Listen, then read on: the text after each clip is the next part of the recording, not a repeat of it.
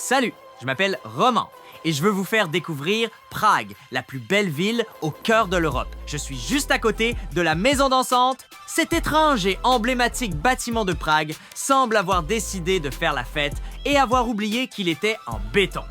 Pour que vous puissiez me comprendre partout dans le monde, j'utilise le doublage par IA, mais je suis bien vivante. Et vous restez, car vous trouverez ici tout ce que vous cherchez, des conseils sur les lieux à visiter, où aller, quand y aller, les prix et les incontournables. Alors, partez à la découverte de Prague.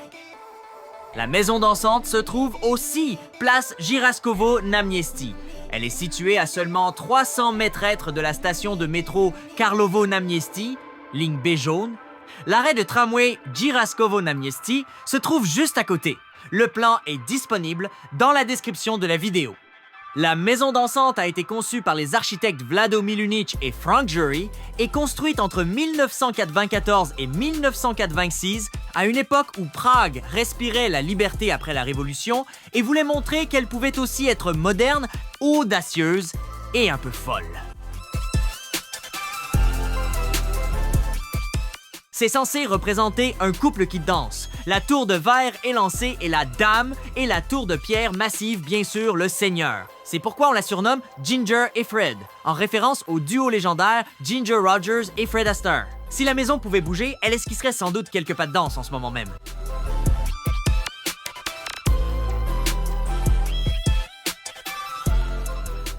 Et maintenant, attention! Aucun panneau de la façade n'est identique. Il y en a 99 et chacun est unique. Ce qui signifie que le bâtiment semble littéralement danser, car la lumière s'y reflète différemment à chaque instant. Ne manquez pas les images de nuit à la fin de la vidéo. Un peu de chaos peut être, mais un chaos magnifique. À l'intérieur, même constat. Pas de géométrie ennuyeuse. D'ailleurs, une partie de l'aménagement intérieur a été conçue par la célèbre architecte et designer Eva Jirikna. Il y avait autrefois une maison à cet emplacement, détruite lors du bombardement de Prague en février 1945. Pendant de nombreuses années, rien ne se dressa à cet endroit. Ce n'est qu'après la Révolution que cet édifice vit enfin le jour, symbolisant une Prague nouvelle et libre. Au rez-de-chaussée se trouve un charmant café et un hôtel élégant qui mériterait une vidéo à part entière. Libre à vous de prendre un café et une petite douceur avant de monter à la plateforme d'observation. D'acheter un souvenir ou de vous laisser tenter par une œuvre d'art.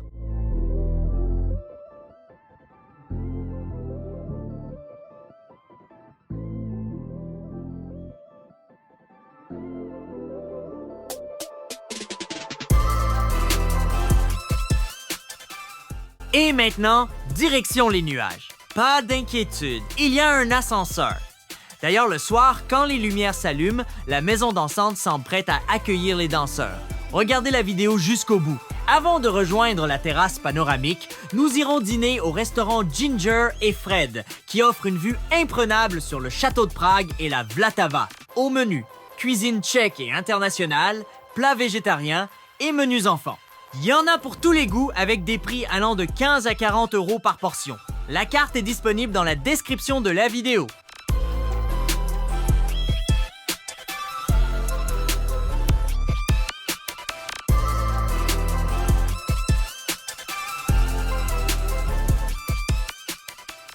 Mais ce n'est pas tout. Le meilleur reste à venir. Tout en haut se trouve la terrasse panoramique avec le glace bar, l'endroit idéal pour un café ou un verre.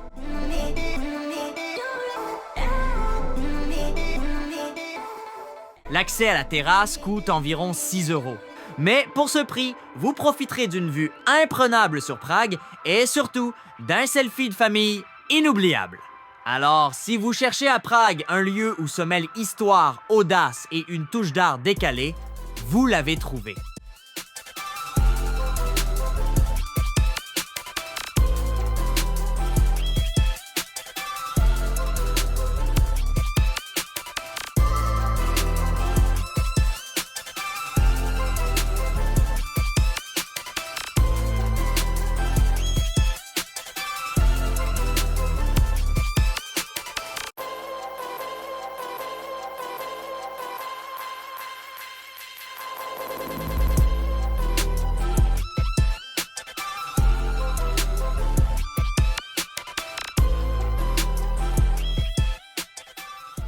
Envie d'une dose d'art après l'architecture moderne? À 2 pas de là se trouve la galerie Mann, un joyau fonctionnaliste sur les rives de la Vltava. C'est là que nous allons maintenant. Quand on pense à Mann, la plupart des Tchèques pensent à un peintre célèbre. Mais à Prague, Mann est aussi un édifice remarquable, un chef-d'œuvre d'architecture moderne qui s'intègre harmonieusement au paysage urbain. Sa construction s'est achevée en 1930. Ce joyau fonctionnaliste repose sur des piliers de béton surplombant un bras de la Vltava. Auparavant, un moulin et un château d'eau se dressaient à cet emplacement. Le moulin fut démoli et remplacé par un bloc blanc lisse, percé de larges fenêtres. L'ancien château d'eau, quant à lui, a été conservé, créant un contraste saisissant entre la tour ancienne et le bâtiment moderne. Au fait, ce magnifique bâtiment derrière moi est notre théâtre national. Attention, ce lieu a une histoire haute en couleurs. Outre la galerie et le restaurant, il abritait également un concessionnaire automobile, une cave à vin et un marchand de journaux, permettant ainsi aux gérants de couvrir les frais de fonctionnement. On raconte même que le président Masaryk en était un important mécène et que le premier événement organisé ici fut la célébration de son 80e anniversaire. Mais avant de visiter l'intérieur, je vais vous montrer un endroit magnifique pour prendre une photo. Et si vous avez une petite faim ou envie de quelque chose de bon? Au rez-de-chaussée se trouve le restaurant Hartmann's, un établissement renommé offrant une vue imprenable sur le fleuve. Les chefs y proposent une cuisine fusionnant saveurs tchèques et françaises et en été, vous pourrez savourer un apérol spritz ou un café en terrasse tout en admirant le ballet des bateaux.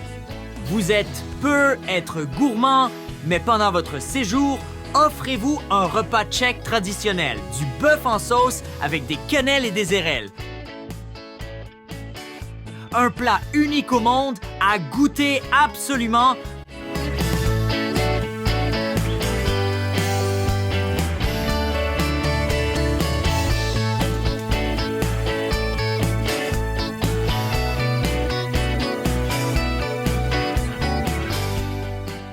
C'était tout simplement phénoménal. La carte est disponible sur le site web du restaurant, lien dans la légende de la vidéo.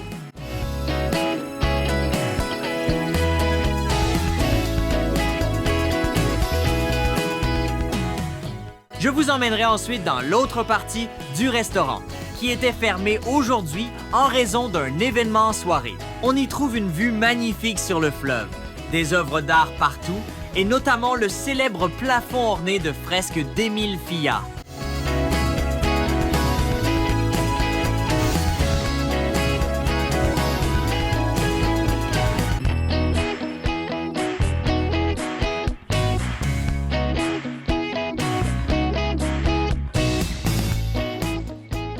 Voici donc la maison dansante et la galerie Mann. Mais ce n'est pas tout! Envie de découvrir à quoi ressemblerait votre journée de nuit? Alors regardez!